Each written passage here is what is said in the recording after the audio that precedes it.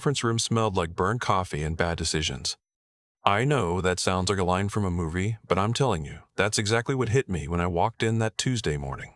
14 people around a table that was probably worth more than my first car, and not one of them could look me in the eye. That's when I knew. My boss, the man who'd hired me 11 years ago, who'd shaken my hand and said, "We're building something real here," he just slid a folder across the table without a word. I didn't open it right away. I let it sit there for a moment. I looked around the room at people I'd worked alongside for years. My colleague from the early days, the guy I'd stayed late with fixing code at 2 in the morning, he was staring at his phone. The woman from legal I'd worked with on our first government contract, eyes on the table. The new CFO cleared his throat. He'd been with the company 8 months. 8 months. "We've made a strategic decision," he said, "to restructure the Advanced Systems Division. Your position is being eliminated effective immediately. We appreciate everything you've contributed." I looked at him for a long moment. "Appreciate it," I said. I picked up the folder, stood up, and walked out. Nobody said anything. I want to be honest with you. There was a version of me that wanted to say a lot more than that. 11 years. I joined this company when it was 23 people in a converted warehouse in Virginia. I was their third engineer. I helped write the original architecture for what became our flagship product, an autonomous inspection system for critical infrastructure. Bridges, power grids, pipeline networks, the kind of stuff that, if it fails, people die. We weren't using drones for delivery or photography. We were solving a real problem. How do you inspect a 2-mile suspension bridge safely, efficiently, repeatedly, and at a fraction of the cost of sending human crews out there? How do you monitor a gas pipeline running through terrain that's not accessible by road? I built the answer to that question, not alone. I want to be clear about that.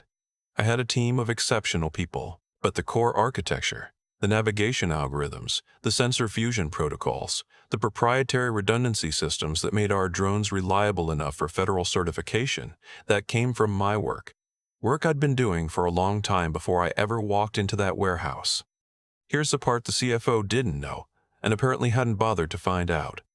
When I joined the company, I was already holding 3 patents, systems I'd developed during my previous research work, filed on my own time, registered under my own name. The company's legal team at the time, 2 overworked guys who mostly handled employment agreements, had reviewed my contract and signed off on an arrangement that was standard for research track hires.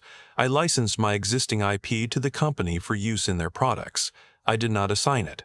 I did not transfer ownership. I retained all rights. Over the following 11 years, those original patents formed the backbone of every major product we shipped. The company had built a $200 million revenue operation on top of technology that, on paper, they were renting from me. They just didn't know it anymore. The people who'd structured that deal had moved on. The contracts were in a filing system nobody had looked at in 6 years.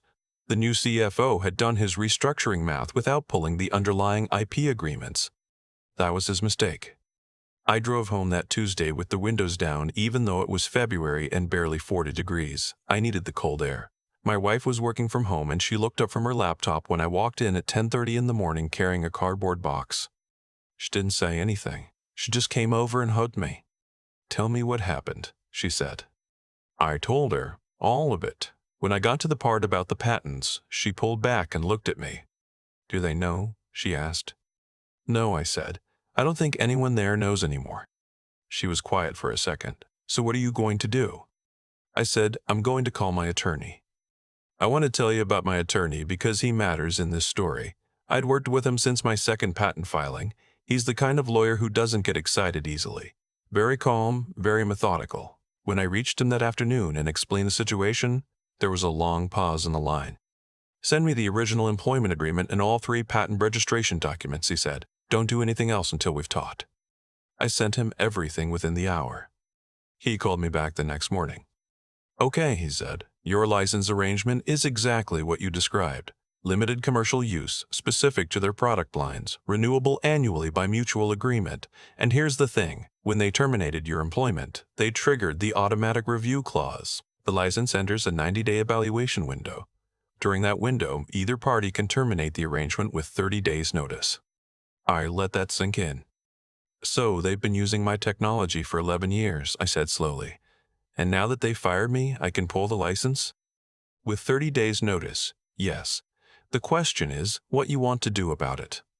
I told him I needed a few days to think. What I was actually doing during those few days was making phone calls. Quiet ones. I had relationships in this industry going back 15 years. I knew the landscape. I knew who the serious players were, who was growing, who was looking to acquire technology rather than build it. There were two companies in particular that I'd watched closely over the years, both well-funded, both working on adjacent problems, both limited by the fact that they didn't have a certified autonomous navigation stack that could meet federal infrastructure inspection standards. My technology was the only commercially deployed system in the country that had full FAA and DOT certification for the specific use cases they needed. On day 4, I made a call to the CEO of one of those companies. I'd met him twice at industry conferences. We'd had real conversations, not just small talk. He was a serious person who understood the technology. I didn't lead with the situation. I just asked if he had 30 minutes to talk about something I was working on. He said yes. We talked for 2 hours.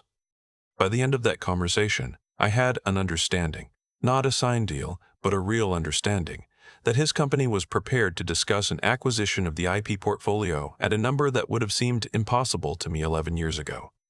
I went back to my attorney. I said I wanted to proceed carefully and correctly. I wanted everything reviewed before any signature touched paper. He agreed. He said to let him run the process from his end, and to let the other company's legal team coordinate through him directly. You focus on whether you actually want to do this, he said. I'll make sure the terms protect you. What I was wrestling with, honestly, wasn't the decision to sell. That was becoming clear. What I was wrestling with was my team. I had 8 people reporting to me when I was let go. Engineers, mostly. A systems integration specialist. A field certification lead who'd spent 4 years working with federal regulators to get our systems approved. These were not interchangeable people. You don't build a team like that by posting a job listing. You find them, you train them, you work alongside them for years, and you earn their trust the hard way. 3 days after my termination, my field certification lead called me. His name was Cooper. I'd recruited him out of a Department of Transportation research program, which, believe me, is not an obvious place to look for drone engineers.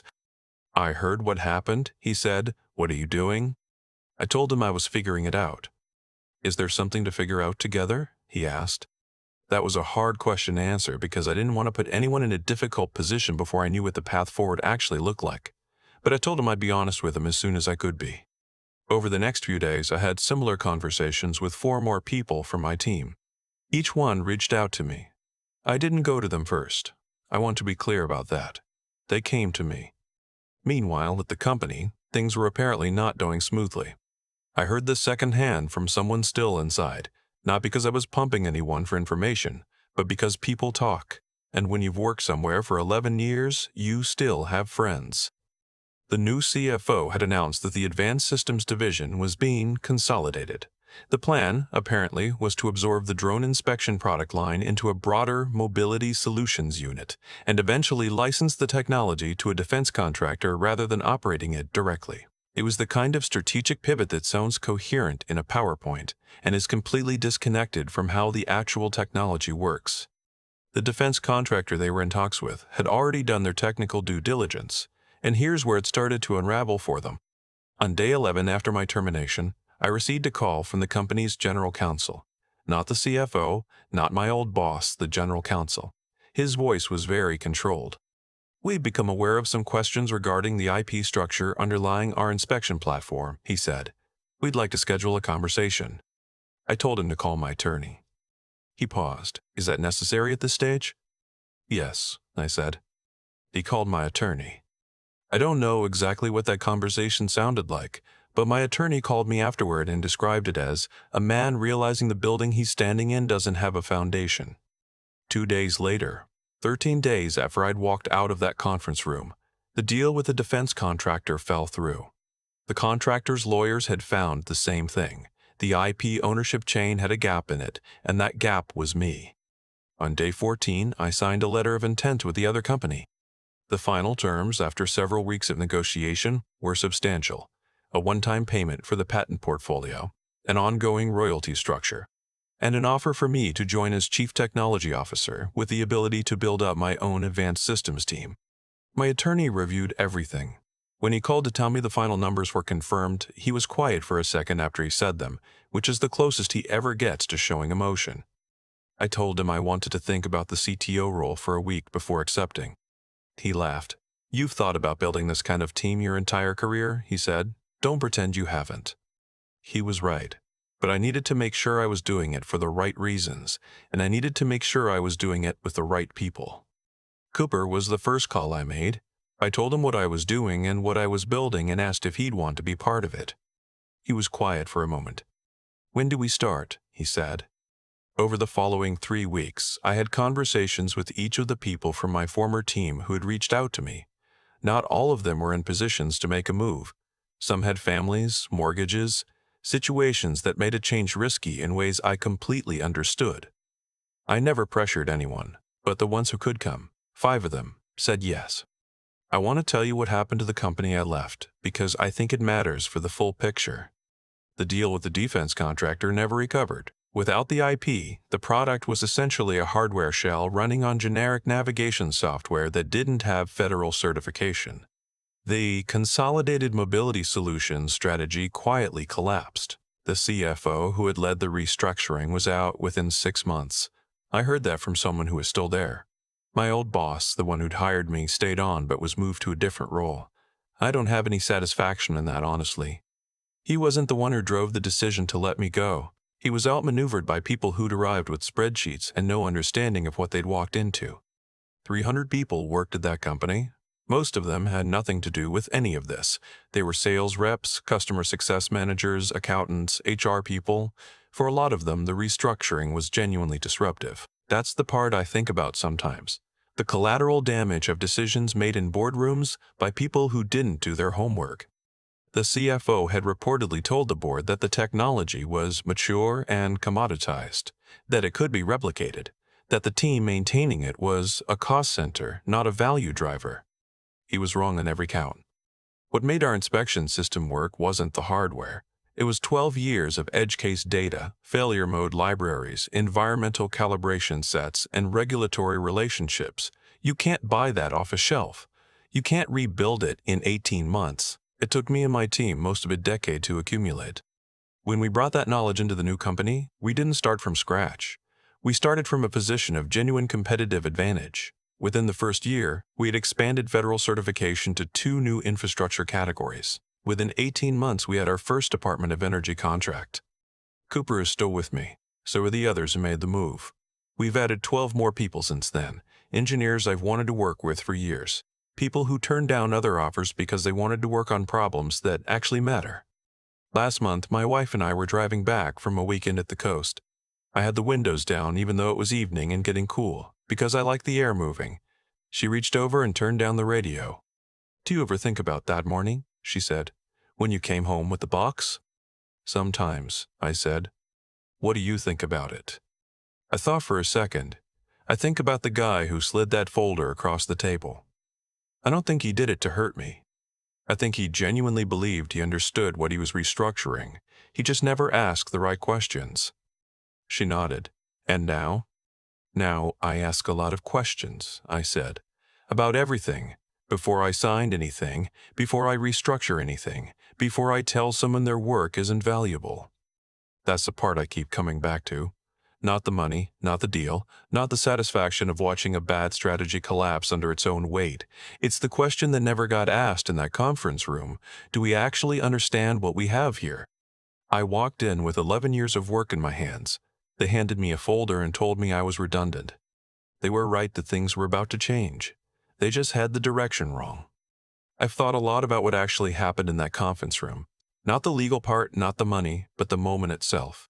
14 people in a room, and not one of them asked a single question before sliding that folder across the table.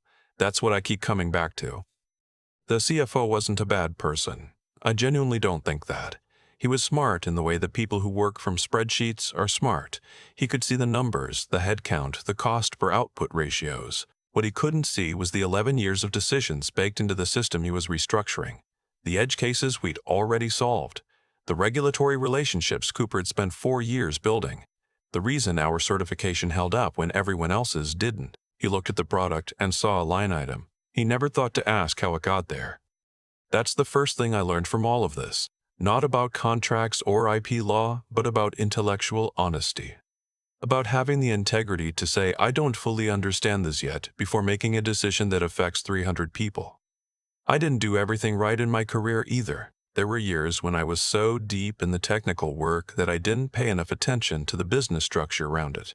I assumed the people above me had read the same documents I had. That was my failure. And it almost cost me everything, too. The only reason it didn't is because I'd done the work correctly from the beginning, filed the patents properly, had a real attorney review the license structure, kept my records organized, not because I was planning for a betrayal, just because that's how I was taught to do things. The second thing I learned is harder to talk about. When Cooper called me 4 days after I was let go and asked, "Is there something to figure out together?"